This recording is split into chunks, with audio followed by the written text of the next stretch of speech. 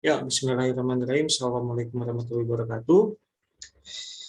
Kali ini saya akan membahas kuliah kita yang ke-14 ya. Jadi kita setelah kita menyelesaikan metode numerik, pembahasan mengenai metode numerik kemarin, kita akan coba berlanjut sebagai pengantar saja gitu ya, sebagai pengantar permodelan ya. Jadi ini merupakan hal atau langkah selanjutnya sebagai seorang fisikawan komputasi gitu ya. Setelah kita menguasai tools-tools yang biasa kita gunakan untuk memecahkan masalah, kemudian kita akan gunakan tools itu untuk menyelesaikan problematika yang ada di dunia fisika ya. Biasanya di dunia fisika itu dia berhubungan erat dengan rumus umum atau persamaan umum, yang dimana persamaan umum itu kita selesaikan dengan menggunakan tools yang kita sudah pelajari, yaitu apa yang dinamakan dengan metode numerik ya, seperti itu. Jadi kita sekarang akan membahas mengenai skema, kemudian teknik dan contoh kasus sebagai acuan atau sebagai langkah awal untuk teman-teman dapat selanjutnya untuk menggunakan metode numerik tersebut untuk menyelesaikan problematika yang ada di dunia fisika, seperti itu. Oke, sebentar, saya coba dulu ini. Oke, jadi saya pakai referensinya dari slide kuliahnya Pak Profesor Dr. Engineering Pak Imade Joni ya. Ini merupakan salah satu slide dari beliau yang pembahasannya sangat komprehensif ya mengenai permodelan ini. Oke, jadi saya kembali lagi menjelaskan apa hubungan antara teori, kemudian komputasi dan juga eksperimen. Jadi sebuah desain ilmu pengetahuan yang ada di dunia fisika itu harus terbagi atas 3 pilar. Jadi yang pertama itu adalah fisika teoretik. Fisika teoretik ini berbicara mengenai konstruksi dan analisis matematis ya dari model yang ideal ya, dan hipotesis untuk mendeskripsikan apa yang terjadi di alam kita ini. Jadi memang seorang theoretical physicist itu dia pikirannya harus visioner. Kemudian fisikawan teoretik ini juga dia harus kuat secara matematis untuk mengabstraksikan atau membuat apa yang dia imajinasikan ke dalam sebuah persamaan. Dan kemudian biasanya sebuah persamaan ini menjadi sebuah landasan ya, sebuah landasan untuk seorang fisikawan komputasi maupun seorang fisikawan eksperimen dalam melaksanakan kalkulasi dengan menggunakan komputer, maupun untuk melaksanakan apa yang dinamakan eksperimen ya, atau percobaan yang dilakukan oleh seorang fisikawan eksperimen, seperti itu.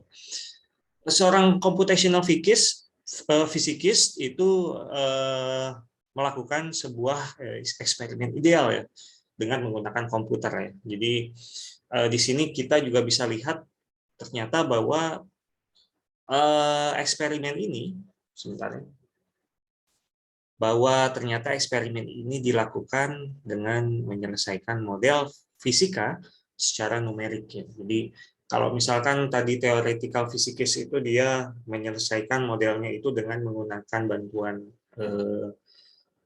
apa itu namanya metode analitik ya, dengan menggunakan Fishmark, kemudian menggunakan matematik dan juga berbagai teknik matematis lainnya. Berbeda dengan fisikawan teori, kami di fisikawan komputasi itu menyelesaikannya dengan menggunakan cara-cara numerik ya. Seperti yang sudah kita pelajari sebelumnya, kalau misalkan dalam persamaan, suatu persamaan itu terdapat persamaan diferensial biasa, maka otomatis kita menyelesaikan persamaan diferensial biasa itu dengan menggunakan teknik-teknik yang sudah pernah kita pelajari sebelumnya gitu ya. Kemudian ketika misalkan kita menyelesaikan suatu kita dihadapkan dalam suatu persamaan integral misalkan, persamaan umum berbentuk integral, maka otomatis kita menyelesaikan persamaan itu dengan menggunakan metode numerik, teknik-teknik penyelesaiannya dengan menggunakan metode numerik ya, dalam hal ini integrasi numerik seperti itu. Jadi itu yang sebagai gambaran untuk fisikawan komputasi.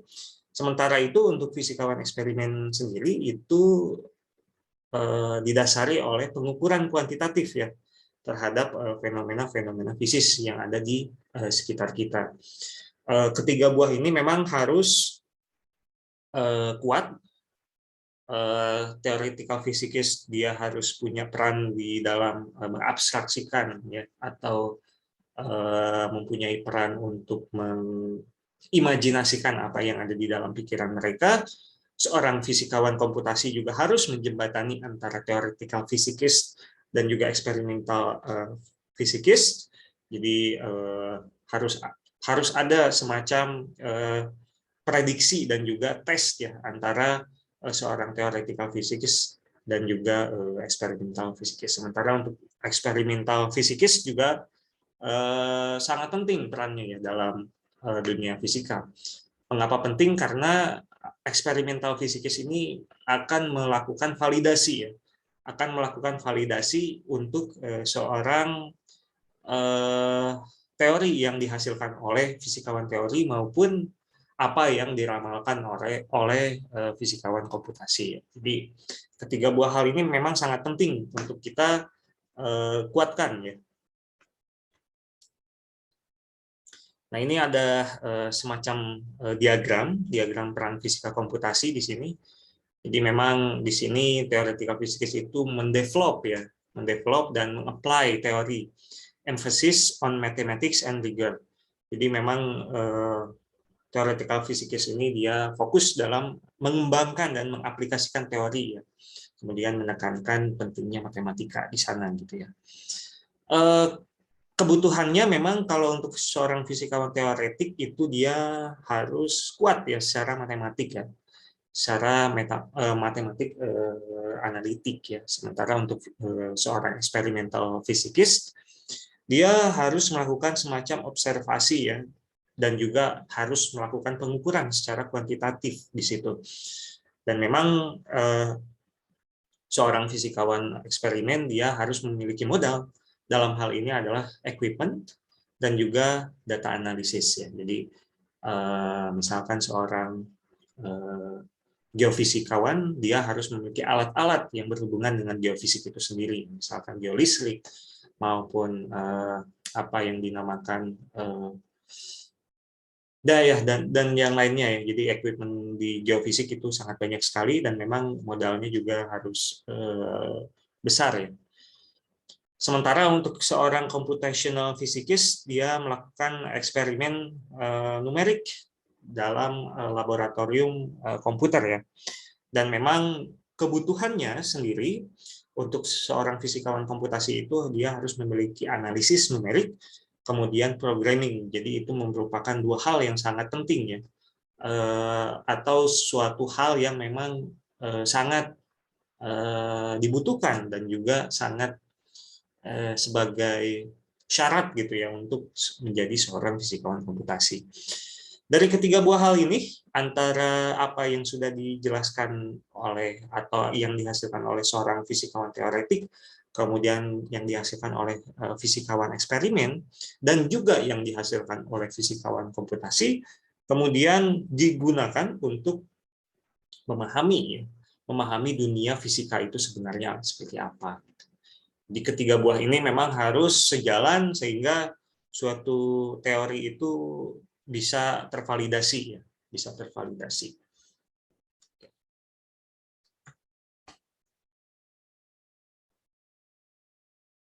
Oke.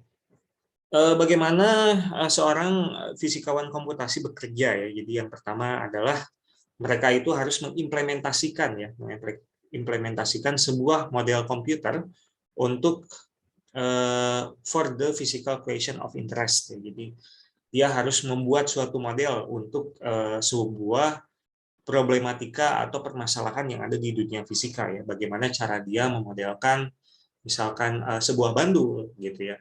pergerakan sebuah bandul itu dia harus bisa melakukan model di situ ya, membuat sebuah model ya. Kemudian model yang dalam bentuk perumusan itu kemudian nanti dilakukan treatment dengan menggunakan metode-metode numerik. Kemudian dari metode numerik ini kemudian diaplikasikan ke dalam sebuah program ya. Dari program itu nanti kita bisa langsung gunakan simulasi untuk melihat bagaimana pergerakan sebuah apa itu namanya, sebuah problematika fisika itu bekerja ya, atau sebuah solusi itu bekerja dalam sebuah permasalahan. Kemudian needs numerical mathematics toolkit ya, discretization, error analysis, stability, dan juga efisiensi ya. Jadi diskritisasi itu apa? Diskritisasi itu adalah sebuah cara untuk merubah ya. Jadi kita akan menjelaskan dulu semacam terms-nya di sini gitu ya. Kita ingin mengubah sebuah bentuk persamaan umum menjadi sebuah bentuk persamaan yang diskrit ya. Jadi persamaan umum itu biasanya berbentuk kontinu ya. Bentuk kontinu itu kemudian kita harus lakukan diskritisasi ya, atau perubahan bentuk perumusan kontinu menjadi bentuk perumusan yang diskrit dengan menggunakan cara diskritisasi, yang dimana diskritisasi itu menggunakan teknik-teknik yang ada di metode numerik ya, seperti yang tadi saya sudah jelaskan. Misalkan saya ingin menggambarkan sebuah bandul atau pergerakan sebuah elektron misalkan ya. Pergerakan sebuah elektron itu kita bisa menjelaskan dengan menggunakan persamaan Schrödinger. Persamaan Schrödinger ini kemudian nanti yang dalam bentuk diskrit yang dalam bentuk kontinu itu kemudian kita lakukan pendiskritisasian ya dengan menggunakan metode numerik. Nah, proses diskritisasi itu memang sangat penting sekali karena kita ketika ingin melakukan atau mengoding sebuah program, maka persamaan itu dia harus dalam bentuk diskrit ya, tidak bisa dalam bentuk kontinu. Sehingga proses diskritisasi itu sangat penting untuk mempermudah kita untuk melakukan simulasi dan juga pengkodingan ya. Ketika nanti kita membuat sebuah program tersebut ya. Kemudian ketika kita sudah selesai dalam kita kembali lagi tadi sebelumnya ke error analysis. Error analysis ini juga penting. Error analysis itu dia akan melakukan semacam perbandingan ya. Perbandingan antara apa yang dikerjakan oleh apa yang dihasilkan atau solusi yang dihasilkan oleh metode numerik dengan solusi yang dihasilkan dengan metode analitik ya. Seharusnya memang apa yang dihasilkan oleh metode analitik itu akan serupa dengan apa yang dihasilkan atau apa yang diselesaikan dengan menggunakan metode numerik ya. Nah, ketika misalkan hasil daripada metode numerik ini ternyata jauh melampaui daripada metode analitik, maka kita harus cari tahu penyebabnya. Ada kemungkinan metode atau metode numerik yang kita gunakan itu salah ya. Sehingga kita harus melakukan analisis di situ. Error analisis ini sangat penting untuk memastikan apa yang kita kerjakan secara komputer itu dapat dianggap benar ya. Dapat dianggap benar dan juga mendekati apa yang dibuat secara ideal dengan menggunakan teori komputasi. Kemudian ada stability. Stability ini adalah kestabilan. Jadi bagaimana simulasi ini dia stabil. Kemudian ada efisiensi ya. Jadi efisiensi itu bagaimana kita mengolah pemrograman yang kita punya agar pemrograman ini dia tidak terlalu membebani ya apa yang dikerjakan oleh komputer seperti itu. Kemudian dari situ kita melakukan komputasi, perform the computation. Jika misalkan kita sudah selesaikan dengan menggunakan pengkodingan, maka kita akan melakukan perform atau kita lakukan running program seperti itu. Dari situ kemudian nanti kita akan mendapatkan data tersebut akan kita visualisasikan ya, dan juga kita harus analisa. Jadi memang proses visualisasi ini sangat penting, proses menganalisa data juga tidak kalah pentingnya, karena ketika kita mendapatkan suatu data dan kita tidak mampu untuk menganalisanya, maka otomatis data itu dia tidak akan berguna seperti itu. Ketika misalkan kita punya suatu data, kemudian kita bisa memvisualisasikannya, visualisasinya juga bukan sekedar plotting gitu ya. Dia itu harus jelas bagaimana sumbu Y-nya, kemudian sumbu X-nya, kemudian satuannya, kemudian apa itu namanya, title-nya ya, kemudian legendanya. Itu maka dia akan bermakna ya. Itu dia akan bermakna.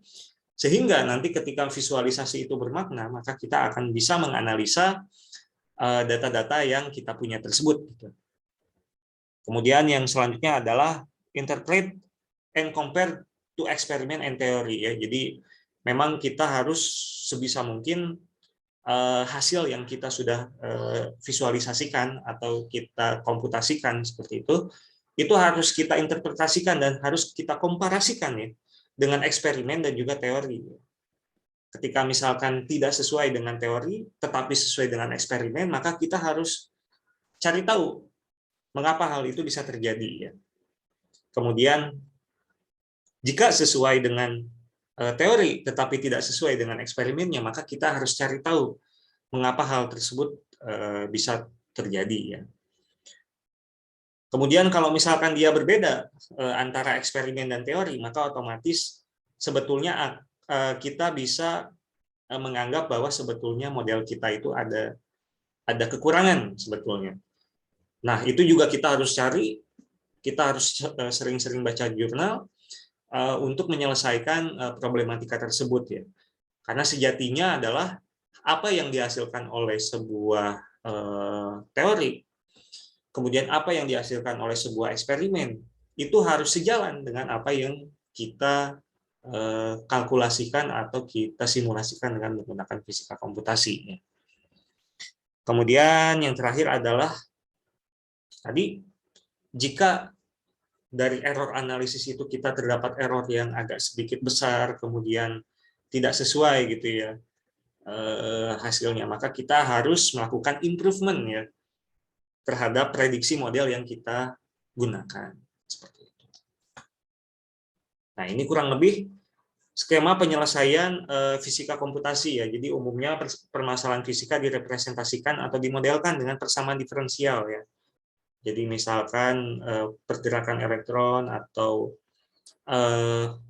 apa itu namanya, pergerakan atom-atom dalam bahan itu biasanya diselesaikan dengan menggunakan persamaan Schrödinger. Persamaan Schrödinger ini dia bentuknya adalah persamaan diferensial gitu ya. Kemudian banyak sekali jenis-jenis atau contoh-contoh ya berkaitan dengan permasalahan fisika ya yang biasa kita temukan ya. Seperti misalkan pergerakan atau dinamika fluida ya. Dinamika fluida juga dia menggunakan persamaan diferensial. Kemudian pergerakan daripada bandul juga menggunakan persamaan diferensial ya.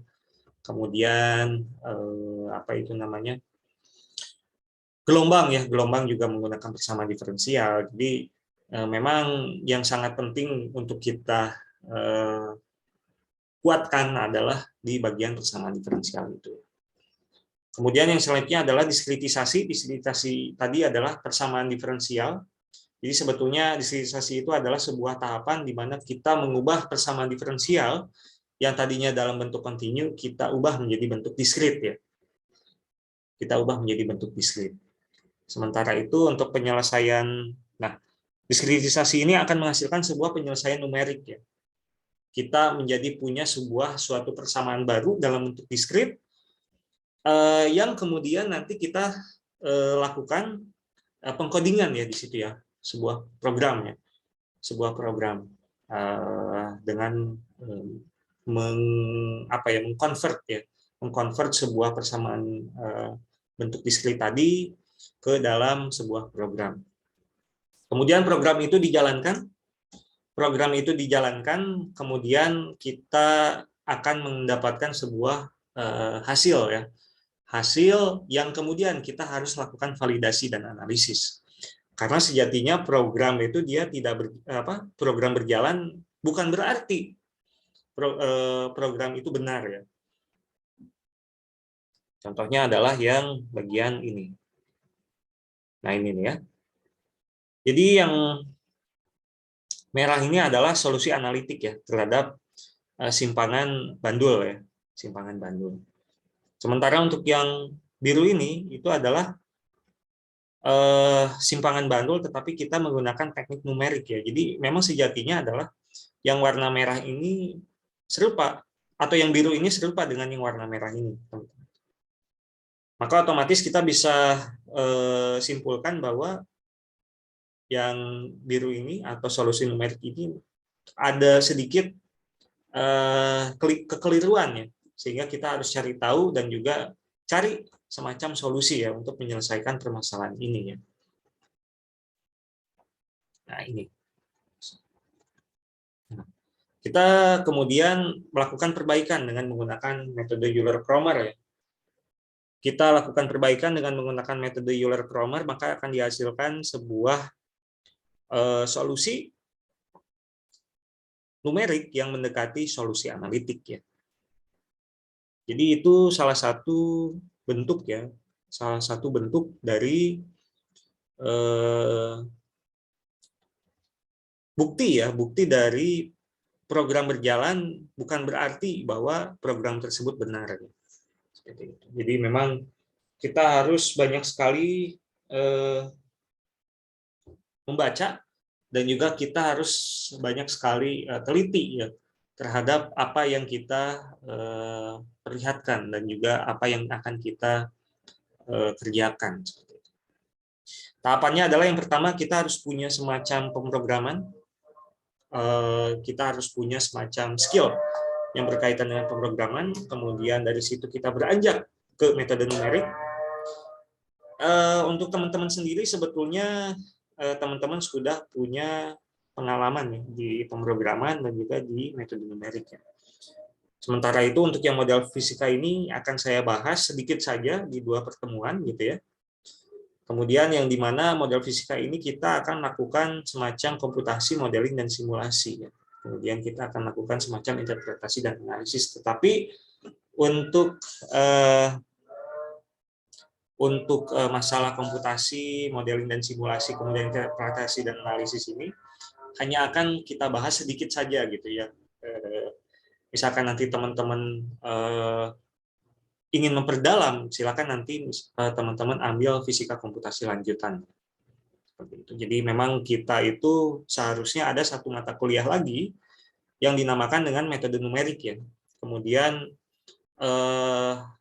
fisika komputasi itu modelnya adalah atau pembelajarannya adalah di bagian model fisika dan juga sampai ke komputasinya ya. Komputasi, modeling, dan simulasi. Sementara itu harusnya ada satu lagi mata kuliah yang dinamakan permodelan ya. Permodelan yaitu khusus membahas mengenai komputasi, modeling, dan simulasi dan juga interpretasi dan analisis. Jadi memang sebetulnya karena kita kekurangan mata kuliah itu, maka fisika komputasi saya gunakan untuk penguatan untuk metode numerik dan pembahasan model fisika secara kulitnya saja gitu ya. Tetapi nanti kalau ketika misalkan nanti teman-teman ambil fisika komputasi lanjut, maka akan saya kuatkan untuk yang bagian model fisika sampai ke interpretasi dan analisis. Nanti kita akan coba bahas itu gitu untuk kedepannya. Tapi untuk saat ini karena kita pertemuan kita nggak cukup, maka otomatis kita akan hanya membahas semacam kulit-kulitnya saja ya. Untuk model fisika, komputasi modeling dan simulasi dan interpretasi dan analisis kita akan membahas sedikit saja gitu ya. Sebagai pengayaan teman-teman sebelum masuk ke UAS ya.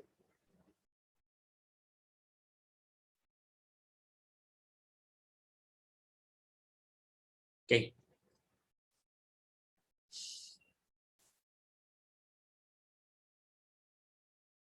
Nah, Jadi ini adalah sebuah kita akan langsung bahas mengenai karena tadi kita kan banyak ya, saya state bahwa umumnya permasalahan fisika direpresentasikan atau dimodelkan dengan persamaan diferensial. Jadi saya akan coba ulang kembali, saya akan ulas sedikit mengenai metode numerik untuk persamaan diferensial. Jadi ini adalah persamaan diferensial orde 1. Contohnya adalah y aksen itu sama dengan dy dx sama dengan f x, y. Jadi di sini kita tetapkan bahwa terms fxy itu adalah dy dx. Ya. Kemudian kita harus menginisialisasi ya syarat batas di mana yx0 itu sama dengan y0. Jadi ini merupakan pengubahan aja sebetulnya atau tata cara kita menulis ya. Ketika misalkan saya tulis y0 itu apa? Y0 itu adalah y fungsi daripada x0 ya.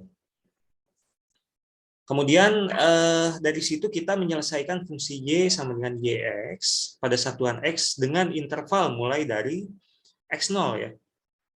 Jadi kita harus pastikan bahwa kita harus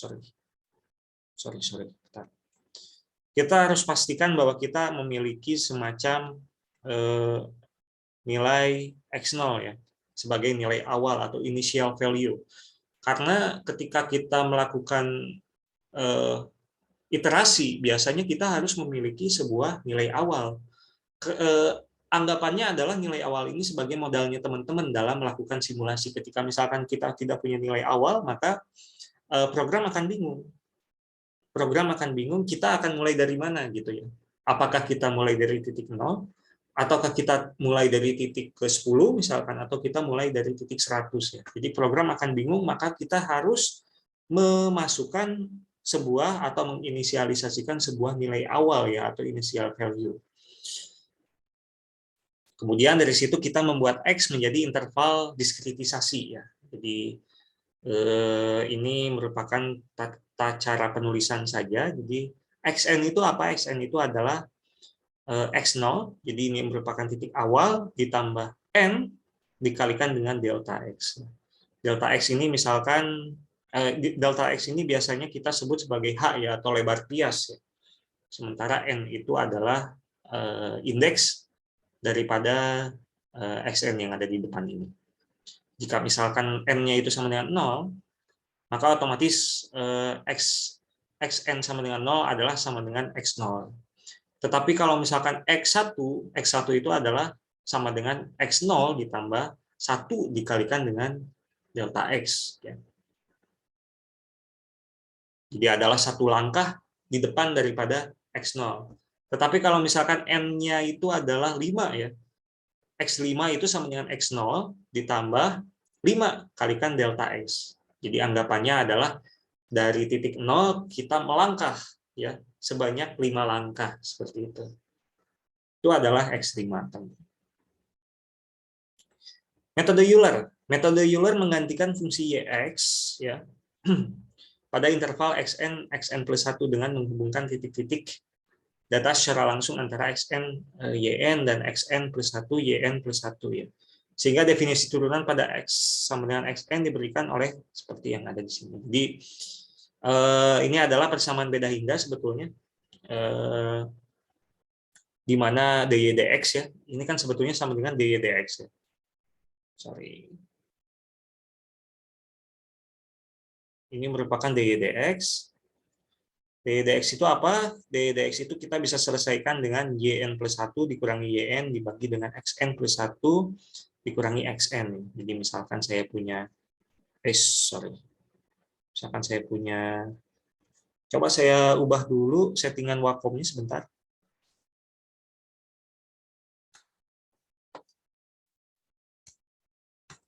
Saya ubah dulu settingannya biar agak enak gitu ya.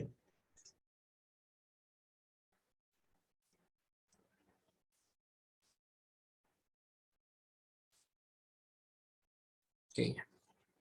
Jadi misalkan saya punya ini sumbu X, ini sumbu Y ya. Misalkan yang ini adalah titik Y 1 ya. Ini kemudian saya punya Y0 ya. Y0. Kemudian di sini saya punya titiknya itu adalah X0, ini X1 ya. Maka otomatis dy dx-nya itu sama dengan Y1 dikurangi Y0 dibagi dengan X1 kurangi X0. Maka kita akan mendapatkan sebuah turunan ya. Kita mendapatkan sebuah turunan, atau dalam kata lain turunan pertama itu adalah gradiennya ya. Kita mendapatkan kemiringan garis antara titik ini dengan ini ya. Kita mendapatkan kemiringan garis antara titik Y1 dengan titik Y0. Itu adalah esensi dari metode Euler ya. Oke.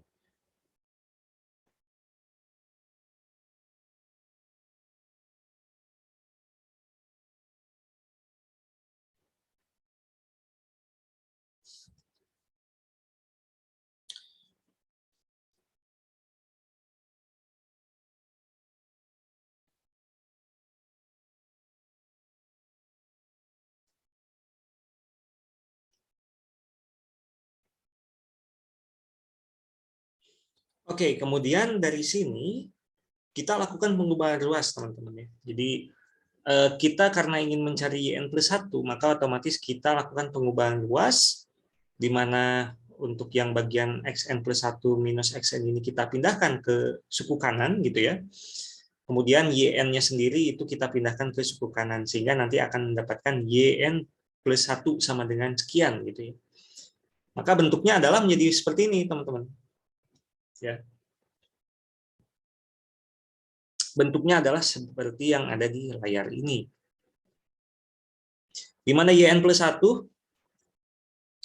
itu ekivalen dengan yn ditambah dengan delta x, fxn, yn. Delta x itu apa? Delta x itu kan kita definisikan ya. Jadi delta x itu adalah xn+1 dikurangi xn. Jadi lebar langkah antara langkah satu dengan langkah yang lain ya. Langkah satu dengan langkah kedua misalkan. Jadi lebar langkah itu kita namakan dengan delta x. Di sini kita bisa lihat langkah +1 itu dikurangi dengan langkah ke 0 misalkan ya. Misalkan ini n-nya itu adalah 0, maka langkah ke-1 itu dikurangi dengan langkah ke 0. Jadi lebar langkah itu kita sebut dengan delta x ya. Nah, ini bentuk yang sudah kita ubah seperti itu. Bentuknya adalah seperti yang ada di layar ini. Nah, kita juga bisa mendekati dengan menggunakan pendekatan Dirac-Taylor, teman-teman ya. Dari tadi kan kita menggunakan pendekatan metode Euler ya.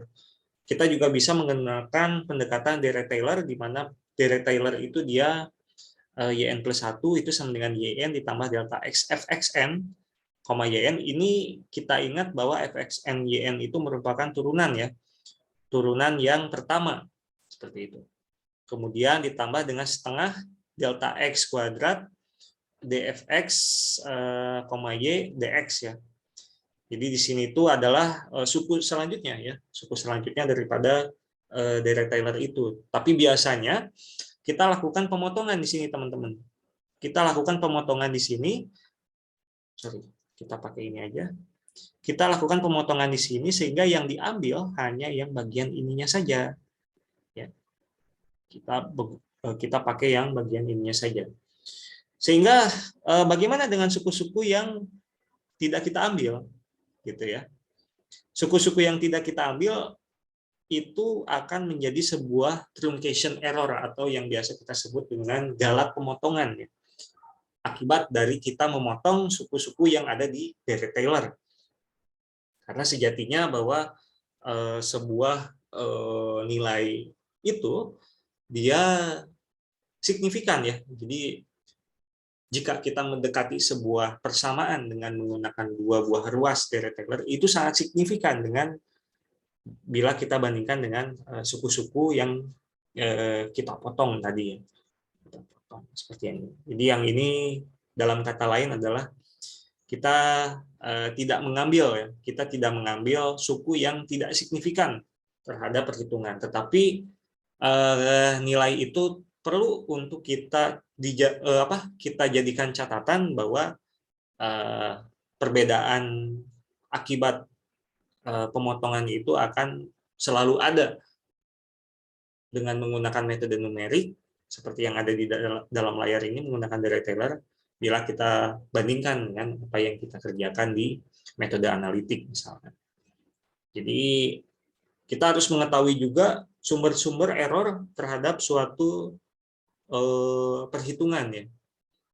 Nah, ini adalah salah satu jenis galat yang harus kita ketahui, karena tadi kita potong sukunya, maka kita anggap bahwa nilai ini akan berpengaruh ya terhadap perhitungan menggunakan metode numerik ya. Oke, selanjutnya adalah sehingga errornya adalah setengah delta x kuadrat dfx, y dx ya. Dan sebetulnya ini masih panjang ya. Ini sebetulnya masih panjang, tetapi kita hanya mengambil yang bagian ininya saja karena biasanya untuk yang error ini dia signifikan ya. Dalam satu satuan interval akan dilakukan jumlah langkah n sama dengan 1 dibagi dengan delta x langkah. Jadi error sistematiknya berbanding lurus dengan n delta x kuadrat sama dengan 1/n. Jadi ini jenis error yang lain teman-teman, yang dinamakan dengan error sistematik ya. Jadi teman-teman nggak usah ambil pusing untuk yang bagian errornya. Jadi silakan teman-teman pahami saja bagaimana cara kita melakukan langkah pengetahuan gitu ya mengenai algoritma Euler ini. Dari aksen ini bergerak ke 0, kemudian xn sama dengan x0, kemudian ini adalah definisi metode Euler menggunakan pendekatan gradien gitu ya. Kemudian ini juga pendekatan Dirac-Taylor gitu. Jadi kita bisa lihat bahwa dengan menggunakan Dirac-Taylor pun bila kita bandingkan dengan menggunakan metode Euler ternyata sama bentuknya.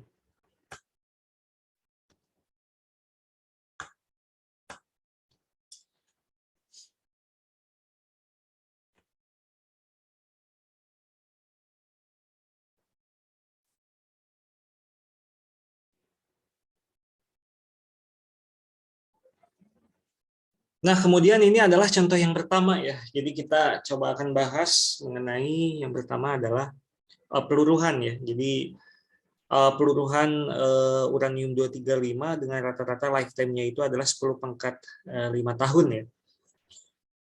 Persamaan diferensialnya kita ketahui rumus umumnya ya. Jadi ini yang biasa kita sebut rumus umum. Ini adalah rumus umumnya, teman-teman. Ini adalah rumus umum ya.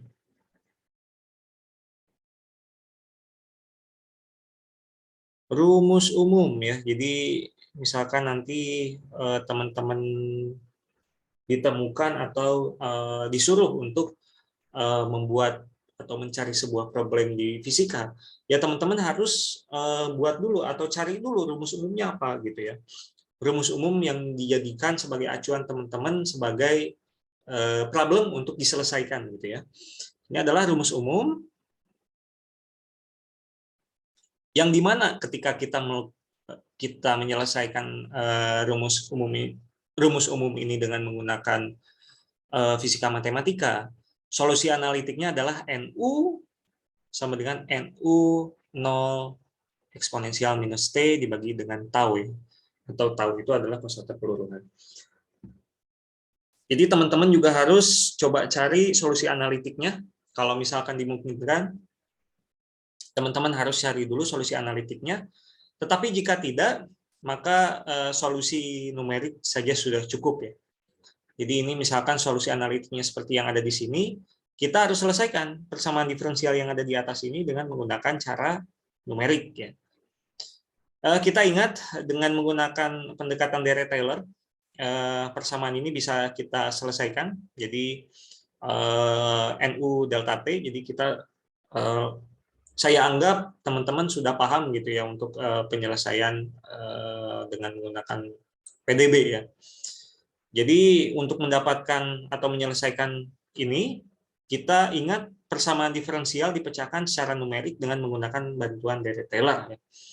Dengan menggunakan bantuan Dirac Taylor, di mana NU delta T itu sama dengan NU 0, atau pada saat T-nya itu sama dengan 0, ditambah dengan DNU dibagi dengan DT, kemudian dikalikan dengan delta T ya. Kalikan dengan delta T. Kemudian suku-suku yang lain itu kita anggap berkontribusi kecil terhadap perhitungan ya, perhitungan NU ya. Maka otomatis kita hanya mengambil bagian yang ini saja. Kita hanya mengambil bagian yang ini saja. Nah, dari situ kita langsung masuk ke sini. Ya. Dari sini kita tuliskan NU delta T itu sama dengan NU 0 ditambah dengan DNU dibagi dengan DT dikalikan dengan delta T. Yang dimana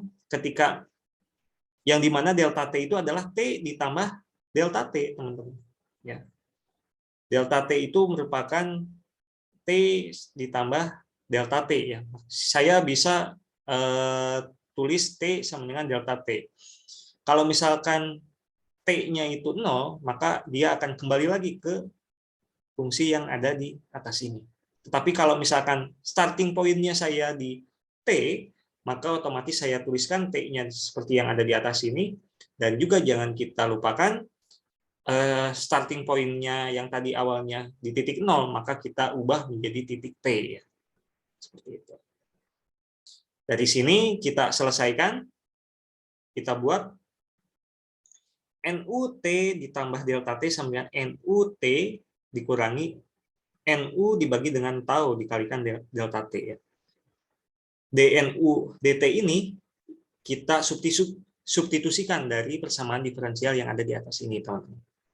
Dari sini, di sini kan kita bisa lihat DNU dibagi dengan DNU DT ya, DNU DT, kemudian kita substitusikan ke dalam persamaan yang ada di bawah sini, sehingga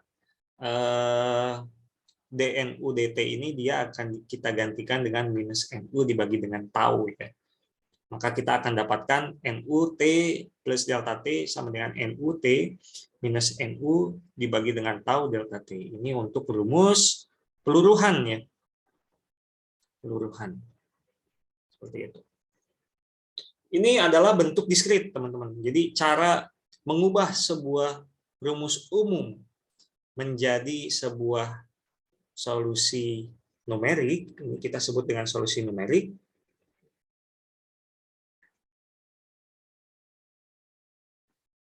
Itu kita sebut sebagai itu kita sebut sebagai diskritisasi, teman-teman. Ya. Jadi proses mengubah suatu rumus umum yang tertulis sebagai yang berbentuk sebagai persamaan yang kontinu ya, kita ubah menjadi sebuah solusi numerik dengan menggunakan cara diskritisasi ya, dengan melakukan pemecahan secara numerik. Nah, ini juga pembuktian dengan Dirac Taylor sebetulnya. Jadi ini adalah cara untuk membuktikan dengan Dirac Taylor bahwa sebetulnya hasilnya sama saja gitu ya. Hasilnya sama saja dengan menggunakan metode yang sebetulnya serupa. Ini juga sebetulnya adalah Dirac Taylor juga. Ini adalah Dirac Taylor. Silakan misalkan teman-teman masih belum paham mengenai Dirac Taylor, silakan dibuka lagi catatannya, kemudian dicari lagi apa itu Dirac Taylor, seperti itu ya. Oke, ini juga sama sebetulnya. Jadi kita membahas mengenai hambatan udara ya. Seorang pembalap sepeda yang sedang bergerak tujuannya adalah menentukan kecepatan. Hukum Newton 2 memberikan rumusan F sama dengan M kali A ya. A itu apa? A itu adalah dV/dt ya. Gaya yang diberikan oleh pembalap adalah F. Dengan mengalihkan persamaan di atas dengan V, maka diperoleh dayanya adalah yang ada di sini. Nah, ini tata cara ya. Jadi ini merupakan salah satu contoh kasus ya. Sebuah sebuah pergerakan, sebuah gaya yang dimana pebalap sepeda ini dia bergerak, tetapi ada semacam gaya-gaya yang berpengaruh di sana ya, selain gaya gerak itu sendiri ya.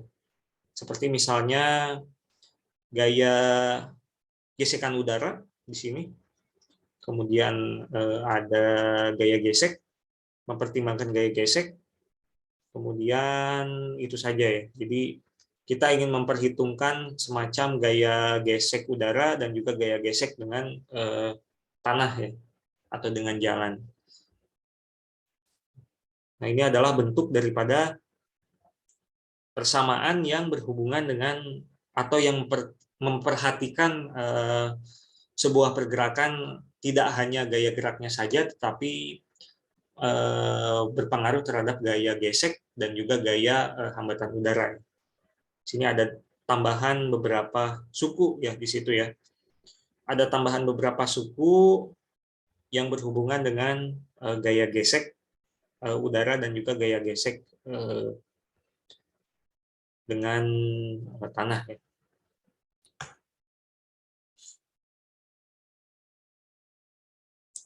Kemudian ini yang contoh ketiga adalah gerak ayunan pendulum, teman-teman. Jadi seperti yang kita sudah ketahui bersama bahwa persamaan gerak lurus beraturan untuk melingkar ya, itu d theta dt itu sama dengan omega ya, di mana percepatan sudutnya sendiri itu d omega dt itu sama dengan minus g per l dikalikan dengan theta ya. Kemudian kita mengetahui persamaan beda hingga itu adalah df dt sama dengan ft plus delta t dikurangi ft dibagi dengan delta t ya, di mana delta t itu mendekati 0. Kemudian karena kita ingin mengetahui pergerakan posisi sudut ya terhadap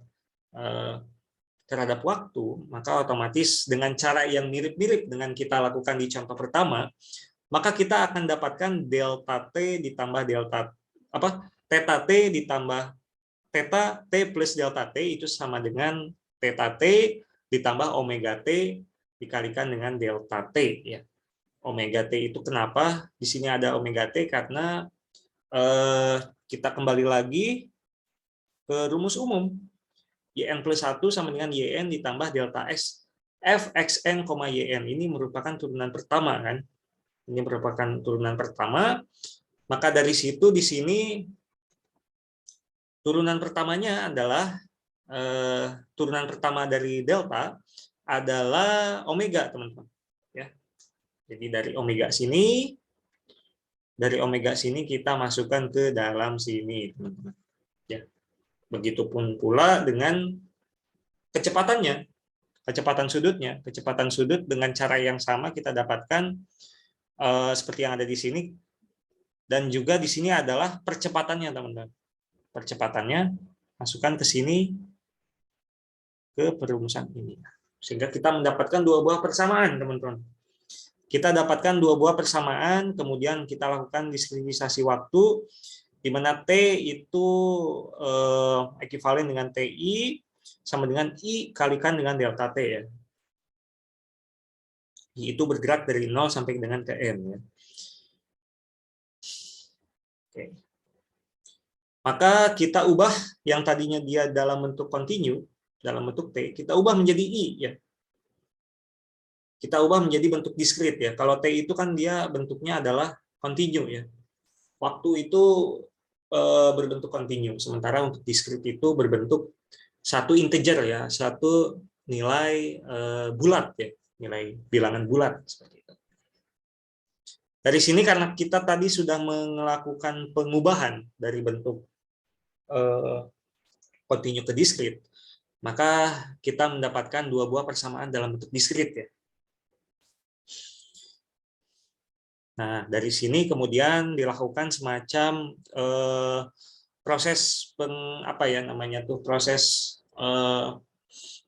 efisiensi atau proses pengubahan ruas ya. Yang tadinya saya mulai dari I+1, kita mulai saja dari I ya. Tapi kompensasinya apa? Kompensasinya yang bagian sini kita harus ubah menjadi -1 ya. Kita ubah menjadi -1. Begitupun pula dengan yang suku yang ini. Begitupun pula dengan persamaan posisi sudut ya. Posisi sudut seperti itu.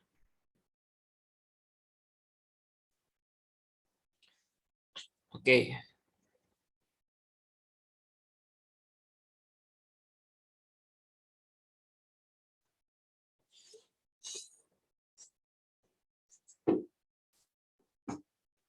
Kemudian ini sama saja sebetulnya, jadi dia mendekati dengan menggunakan cara, jadi sebetulnya ini notasi saja ya, jadi notasi saja, karena pada akhirnya sebetulnya kita akan kembali lagi ke perumusan yang ada di awal ya, perumusan yang ada di awal, jadi ini sebetulnya hanya ke notasi saja ya. Jadi silakan nanti teman-teman hafalkan saja atau pelajari saja sampai ke titik yang ini ya. Yang ini tidak usah kita pelajari karena ujung-ujungnya sama ya, bagian ini dengan yang bagian ini sama, hanya beda notasi saja. Gitu. Jadi cukup sampai bagian sini saja, teman-teman.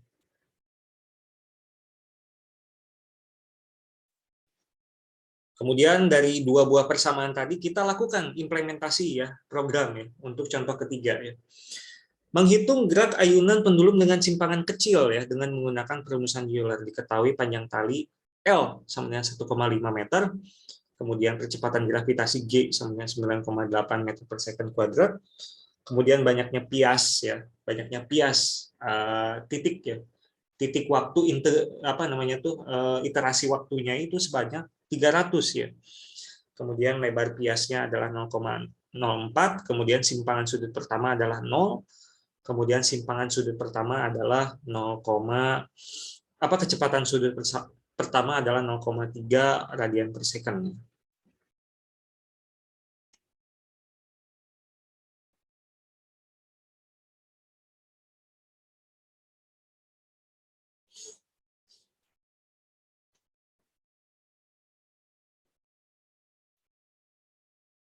Oke. Dari algoritma dari hal yang tadi kita harus bikin dulu tuh teman-teman. Jadi kita harus mengetahui dulu atau membuat semacam algoritma terlebih dahulu ya. Kita harus buat dulu semacam algoritma sebelum kita terjun ke dalam pemrograman, karena sejatinya ketika misalkan kita langsung terjun ke dalam pemrograman maka otomatis nanti teman-teman akan kesulitan ya untuk melakukan pengkodingan ya. Jadi modalnya itu adalah teman-teman harus membuat algoritmanya terlebih dahulu. Memasukkan nilai-nilai fisis yang diketahui, jadi nanti misalkan ketika kita membuat program, kita harus memasukkan terlebih dahulu nilai-nilai fisis yang diketahui, seperti tadi panjang tali, kemudian percepatan gravitasi, kemudian banyaknya pias, kemudian lebar pias, simpangan sudut pertama, kecepatan sudut pertama, itu harus dimasukkan di awal program berjalan ya. Kemudian tidak memasukkan pengecekan nilai epsilon mesin karena dikhawatirkan jumlah iterasi yang ideal terlalu banyak. Jadi ini tidak usah dihiraukan dulu. Ini tidak usah terlalu dihiraukan dulu. Menentukan lebar pias dan jumlah pias untuk menyelesaikan iterasi perhitungan solusi secara numerik ya. Jadi ini karena tadi sudah kita definisikan di awal ya. Banyaknya pias dan lebar pias, jadi itu sudah selesai.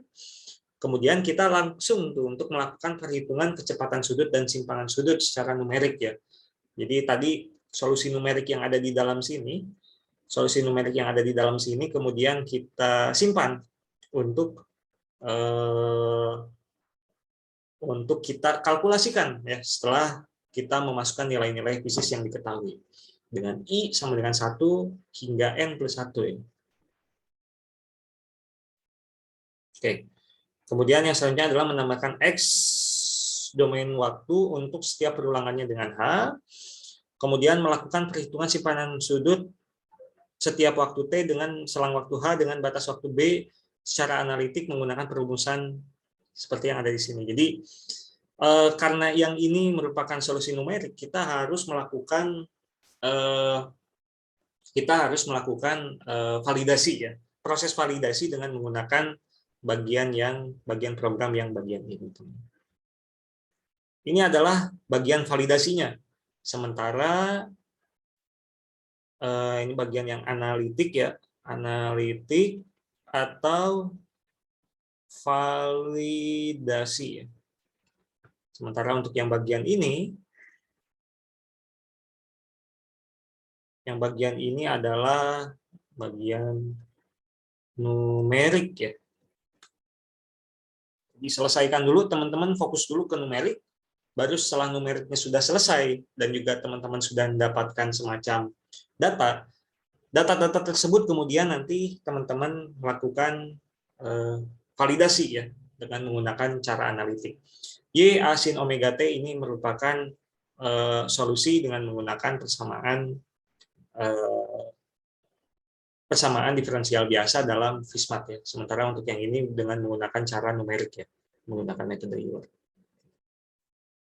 Oke, dari sini saya sudah sertakan programnya. Jadi yang pertama nilai-nilai fisis yang diketahui kita taruh di sini semua ya. Kita taruh di sini. Kemudian dari sini kita langsung melakukan perhitungan kecepatan sudut ya. Jadi di sini omega I plus 1 kita tulis di sini omega I plus 1 ya. Kemudian sama dengan omega I, kemudian minus G per L. L itu di sini adalah petali ya, panjang tali. Seperti itu, kemudian theta I dikalikan dengan H ya. Di sini delta T, tapi saya di sini tulisnya adalah H atau lebar pias. Lebar pias dalam bentuk waktu ya. Lebar pias dalam bentuk waktu. Ya. Kemudian di sini juga kita masukkan tetanya gitu ya. Theta I plus 1 sama dengan theta I ditambah omega I kalikan dengan H serupa dengan apa yang ada di sini. Kemudian jangan lupa untuk menambahkan atau menggenerasikan atau membuat suatu langkah waktu yang baru ya. Jadi karena ini kan dia bergerak dari waktu misalkan waktu 0, kemudian waktu 1, waktu 2, waktu 3, perubahan antara 0, 1, 2, 3 itu digambarkan di mana? Digambarkan di bagian XI plus 1 sama dengan XI ditambah dengan H ya. Jangan lupa untuk menambahkan indeks daripada I-nya ya. Jangan lupa untuk menambahkan indeks daripada I-nya. Nah, sampai sini ini merupakan proses numerik, teman-teman. Sementara bagaimana untuk yang bagian analitik ini ya? Analitik ini kemudian dihitung di bagian analitik yang ada di sini, teman-teman. Ya. Yang ada di bagian sini. Ini adalah yang bagian analitik. Ya. Sementara untuk yang bagian ini adalah proses plotting atau perbandingan ya, perbandingan antara antara omega dan juga bagian antara yang dihasilkan oleh numerik dan juga apa yang dihasilkan oleh analitik seperti itu. Nanti kita akan melihat perbedaan ya antara numerik dan analitik ya. Nah, di sini. Sejatinya seharusnya solusi analitik itu mendekati dengan solusi numerik di situ ya. Tetapi di sini terdapat perbedaan. Terdapat perbedaan. Maka dari itu kita harus cari tahu permasalahannya di mana.